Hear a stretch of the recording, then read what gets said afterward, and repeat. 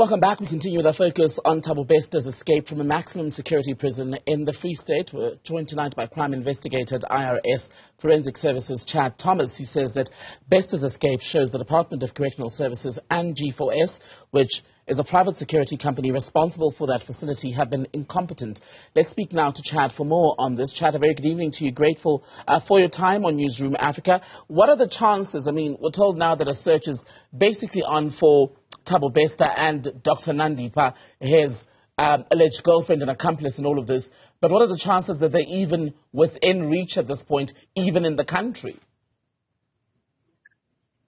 I'm the eternal optimist, and I believe that considering the high-profile nature of this case, that all the available tools are being utilized in the search for these fugitives.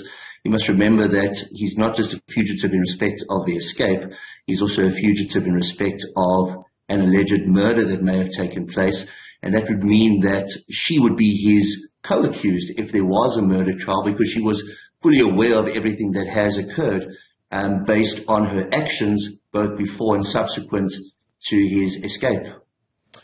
And you say that this case basically speaks to incompetence on the part of the G4S security group and indeed government. How do you think incompetence has played into everything that's happened in the last few months, really? Well, I'd say incompetence, along with negligence, along with corruption, all played a massive role in this. It's incompetence at the highest degree. And the reason I'd say incompetence is people are turning a blind eye, people are negligent, and then, of course, there's those that are corrupt. Your guest beforehand mentioned that you could have a straight, legitimate warder who's afraid to speak up, so he turns a blind eye. That would be gross incompetence. Of course, we're not talking about the incompetence in this aspect. We're talking about the fact that this is one of the biggest prisons in the world. It's the biggest prison in South Africa. It's the second biggest private prison in the world from a maximum security perspective. It can hold up to 3,000 prisoners. G4S as a company has indicated that they don't want to renew their contract in 2026. That was in view of the reports that came out back in 2021. It's a huge industry if one looks at private prisons, especially in the United States. But if you look at just G4S, for example, pre-COVID, their turnover in 2019 was £7.7 billion.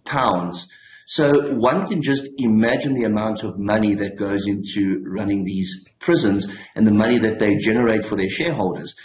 I talk about incompetence in that how is it possible that the biggest prison in South Africa, with all the checks and balances, could allow for either a murder or a body to be brought into a facility and somebody to then be taken out of that facility?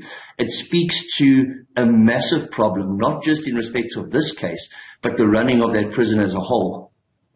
And just on how this daring escape happened, I mean, in one of the ground-up reports, they detail how on the night in question, right, Thabo Bester was apparently moved from one cell to another. Now, this cell was in an area where the cameras were at a weird angle, so to speak, and then hours later, two people were seen leaving that section, and then soon followed by this apparent fire. It brings into question, does it not, the sequence and how those who were investigating followed what happened, not just when the fire was reported, but what happened in the hours prior? Well, it creates a timeline of events, and following that timeline of events will be able to assist the investigators in this particular investigation. But one must understand that the putting together, the staging and the setting the scene of such an audacious escape would mean that multiple people would be involved. It would also mean that you'd have to buy the silence not just of the warders, but the prisoners themselves that may have known about this, which was taking place, as well as other people on the outside. The audacity of such a crime speaks volumes about the way that the authorities are held in contempt by organized crime in South Africa. Because make no mistake, this is not just an escape. This is by far an organized crime because of the amount of people that would have been involved to set this in motion and the amount of money that would have been paid to allow this to happen. But on G4S then, it's a private security company, and its reputation has been brought into question, not just here in South Africa, but even in the UK. There have been concerns about its running of such facilities. How is it then that it is still able to secure such lucrative contracts given those misgivings? Well, their contract expires in 2026. They indicated back in 2021 that they wouldn't be bidding again to manage this facility. So it'll be another company that will manage it if DCS themselves don't take over the running of it. But as I mentioned at the outset of this insert, prisons is huge business. One just has to look at what happens in the United States in respect of the offender profiles of people that are imprisoned to keep these prisons functioning and to contribute towards the fiscus. It's actually shocking that we have a private prison system, not just in foreign countries, but in our very own country, because it allows for a system to be abused. And when one looks at the reports that came out in 2021, there were specific reports about this prison where people were being drugged, where people were being assaulted, where people were being shocked by electric shock devices. This calls into question the manner in which the prison's been run. And if it's just for profit, are there enough people on the ground able to contain the situation, or are they allowing the gangs to help them run the prisons? And you mentioned the question around whether or not it's right to have private companies basically in charge of a country's prisons or a prison. Let's talk more about that and whether it's possible to be completely ethical and honest when ultimately it's a business for the company. Well, that's my concern. When it's a for-profit organization, that's when you start skirting around protocol. That's where you should perhaps have 5 people, you reduce it to 4 people. That's when there's systems and other types of controls that can be in some or other way compromised.